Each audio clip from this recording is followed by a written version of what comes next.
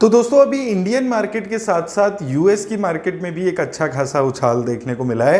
अब काफ़ी सारे लोगों के सवाल आ रहे हैं कि क्या ये वक्त अच्छा टाइम है यूएस मार्केट में इन्वेस्ट करने का, इन्वेस्ट करना भी है तो कहाँ पे यूएस में इन्वेस्ट करना है, कौन से इंडेक्स में इन्वेस्ट करना ज़्यादा बेटर रहेगा। तो इस वीडियो में हम इन सब चीज़ों पे बात करने वाले हैं। वीडियो में आगे बढ़ने से पहले अगर अभी तक इंस्टाग्राम पे फॉलो नहीं किया है मुझे तो लिंक डिस्क्रिप्शन में मिल जाएगा, जाकर फॉलो ज़रूर करें। अब आइए दोस्तों चलते हैं और एक बारी हम नैस्डैक 100 का चार्ट देख लेते हैं और समझते हैं कि इस वक्त आपको इनमें क्या करना चाहिए। तो दोस्तों यहाँ पर मैंने नैस्डैक 100 का जो चार्ट है उसको ओपन कर लिया है 5 ईयर्स का।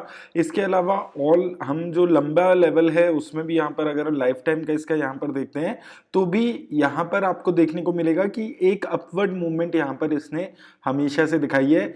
यहाँ पर आप छोड़ दीजिए 2000 में जो .com बबल हुआ था उसके बाद से अगर हम यहाँ से देखेंगे तो यहाँ से आपको देखने को मिलेगा कि जब जब भी गिरावट आई है तो एक अच्छा अपमूव यहाँ पर इसने दिखाया। देखिए यहाँ पर हम देखते हैं तो यहाँ से अगर हम 2008 से इसका चार्ट यहाँ पर देखते हैं तो आपको एक चीज देखने को मिलेगी कि लगातार 2008 से लेकर यहाँ पर 2022 तक इसने एक अपवर्ड मूव यहाँ पर दिखाया है। 2007-8 में यहाँ पर आप देखेंगे मार्केट में गिरावट आई थी, उसके बाद रिकवरी हो गई थी लगभग 2 साल में। तो यहाँ पर अगर हम देखते हैं तो लगभग आप देख सकते हैं कि लगभग यहाँ पर 3 सालों में इसने रिकवरी कर ली थी। उसके बाद एक लगातार अपमूव देखने को मिला, यहां पर गिरावट आई थी। तो यहां पर अगर हम देखते हैं तो यहां पर गिरावट के बाद लगभग बहुत ज्यादा लंबी गिरावट नहीं थी, 3-6 महीने में इसने फिर से रिकवरी यहां पर कर ली थी।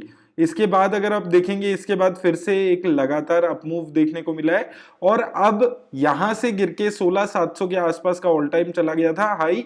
उसके बाद अब फिर से ये 14,300 के आसपास इसका शेयर इस वक्त आ चुका है। तो देखिए ये जो मैं आपको इसके चार्ट्स दिखा रहा हूं उससे एक चीज आपको समझनी है कि टेक्नोलॉजी का जमाना है, टेक्नोलॉजी सेक्टर काफी अच्छा कर रहा है और आने वाले टाइम में भी ये जो टेक्नोलॉजी सेक्टर है ये अच्छा ही परफॉर्म करने वाला है। अब देखिए कोई भी इंडेक्स होता है, कल हमने आईटी इंडेक्स की इंडिया की भी बात की थी, आज हम नैस्डैक 100 की भी बात कर रहे हैं, तो एक गिरावट का फेज हमेशा से देखने को मिलता है और वो चीज यहाँ पर अब हो चुकी है। और साथ साथ आपको समझना है कि जैसे जैसे ये टाइम निकलेगा, जैसे जैसे इंटरेस्ट रेट हाइक का जो डर है वो खत्म होगा यूएस में और उसके साथ साथ टाइम करेक्शन होगी, तो ऐसे इंडेक्सेस में शेयर्स में पैसा लगाना यहां पर आपके लिए और ज्यादा बेनिफिशियल होता जाएगा। हो सकता है अभी आने वाले 3 से 6 महीने में थोड़ा सा यहां पर साइड मूवमेंट्स देखने को मिले क्योंकि ऑलरेडी एक अच्छा खासा रनअप अभी यहां पर नैस्डैक 100 में आ चुका है। अब अगर हम बात करते हैं कि नैस्डैक 100 के में कौन कौन सी कंपनी शामिल होती है तो यहां पर आप देखेंगे Microsoft, Apple, Amazon, निविदिया corporation, Facebook. तो ग्लोबली जो बहुत ज्यादा फेमस कंपनीज हैं वो सारी यहां पर आपको नैस्डैक 100 में देखने को मिलती है। पेप्सी, टेस्ला और मेजरली अगर आप देखेंगे टेक्नोलॉजी सेक्टर के ये कंपनीज होती हैं। तो 60-70% जो सेक्टर है वो नैस्डैक 100 में जो है वो टेक्नोलॉजी सेक्टर होता है, उसके अलावा 30-40% अदर सेक्टर्स होते हैं। तो मुझे लगता है कि अगर आपको नैस्डैक 100 में इन्वेस्ट करना है तो एसआईपी मोड में इस वक्त इन्वेस्ट करना ज्यादा अच्छा रहेगा और जैसे जैसे अगर इसमें गिरावट आपको मिलती है तो आप इन्वेस्ट करने के बारे में सोच सकते हैं। इन्वेस्ट करना चाहिए या नहीं करना चाहिए तो यहां पर आप देखिए 10 साल में 21% की रिटर्न इसने ईटीएफ ने दी है, 5 साल में 19% के आसपास की रिटर्न्स दी है। तो और अगर आपको इन्वेस्ट करना है तो एक बेटर तरीका है मोतीलाल ओसवाल का नैस्डैक 100 का ईटीएफ आप उठाकर उसमें थोड़ा थोड़ा पैसा लगाते रहिए, क्योंकि काफी सारे लोगों के ये सवाल रहते हैं, ये मन में डाउट रहता है कि फॉरेन इक्विटी में इन्वेस्टमेंट म्यूचुअल फंड्स में बंद है। तो आप ईटीएफ के थ्रू इन्वेस्ट कर सकते हैं। जब ये ईटीएफ की एनएवी 90 के आसपास थी तब भी हमने बात की थी कि इसमें इन्वेस्टमेंट आपको करने का अच्छा टाइम है। यहां पर जब मार्केट 10,800-900 पे यहां पर गई थी तब भी हमने बात की थी कि एक लमसम करने का टाइम है। अगर अभी आप इन्वेस्टमेंट शुरू कर रहे हैं तो एसआईपी से शुरुआत कीजिए और जैसे जैसे अगर कोई डिप मार्केट में आपको मिलता है तो उन डिप्स में आपको लमसम करके चलना है। अब अगर आपको इन्वेस्ट करना है, देखिए मोतीलाल ओसवाल नैस्डैक 100 ईटीएफ एक अच्छी ऑप्शन है। यहां पर एक्सपेंस रेशो 0.58% के आसपास की है, तो काफी पुराना ईटीएफ ये अभी चल रहा है। अगर आप देखेंगे तो 10 साल 11 साल से पुराना ईटीएफ हो चुका है। ये 3 मार्च 2011 से लॉन्च हुआ था, तो एक काफी अच्छा ऑप्शन यहां पर मिल जाता है और एक सही तरीका है अगर आप फॉरेन इक्विटी में, यूएस की इक्विटी में इन्वेस्ट करना चाहते हैं। इसके अलावा देखिए S&P 500 की भी ऑप्शन आपके पास मिल जाती है। तो S&P 500 फॉरेन इक्विटी में इंडेक्स है जहां पर 500 कंपनीज होती हैं जिसमें टेक्नोलॉजी सेक्टर के साथ साथ और बाकी कंपनीज भी देखने को मिलती है। तो ये टॉप 10 कंपनीज अगर आप S&P 500 की देखेंगे, इसमें आपको एप्पल, माइक्रोसॉफ्ट, अमेजॉन, निविदिया कॉर्पोरेशन, ये सारी अलग अलग कंपनीज देखने को मिल जाती है, जिसमें बर्कशायर हैथवे, एक्सॉन मोबाइल, तो इसमें और भी कंपनीज हैं टेक्नोलॉजी सेक्टर के अलावा। 500 कंपनीज यहां पर है। एक साल की रिटर्न्स अगर आप यहां पर देखेंगे तो एक साल की रिटर्न लगभग 10% के आसपास है। तो अगर आप कम रिस्क लेना चाहते हैं, कम रिस्क लेने वाले इन्वेस्टर हैं, थोड़ा सा कम रिटर्न्स चाहते हैं, लो रिटर्न लो रिस्क वाला, तो आप S&P 500 में इन्वेस्ट करने के बारे में सोच सकते हैं।